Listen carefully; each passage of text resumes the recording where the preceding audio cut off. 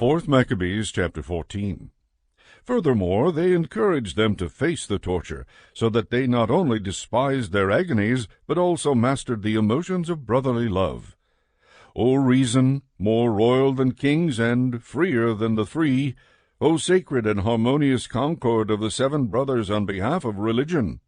None of the 7 youths proved coward or shrank from death, but all of them, as though running the course toward immortality, hastened to death by torture.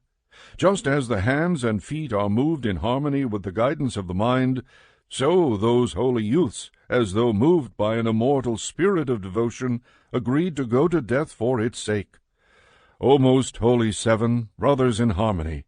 For just as the 7 days of creation move in choral dance around religion, so these youths, forming a chorus, encircled the 7-fold fear of tortures and dissolved it. Even now we ourselves shudder as we hear of the suffering of these young men. They not only saw what was happening, not only heard the direct word of threat, but also bore the sufferings patiently and in agonies of fire at that. What could be more excruciatingly painful than this?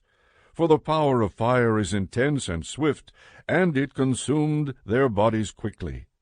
Do not consider it amazing that reason had full command over these men and their tortures, since the mind of woman despised even more diverse agonies, for the mother of the 7 young men bore up under the rackings of each one of her children.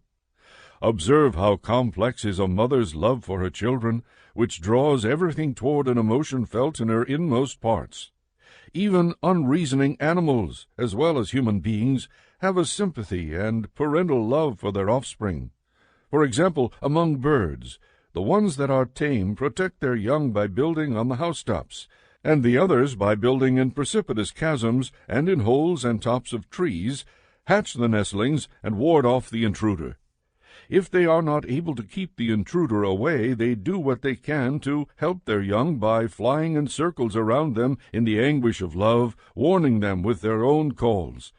And why is it necessary to demonstrate sympathy for children by the example of unreasoning animals, since even bees at the time for making honeycombs defend themselves against intruders, and as though with an iron dart sting those who approach their hive and defend it even to the death? But sympathy for her children did not sway the mother of the young men. She was of the same mind as Abraham.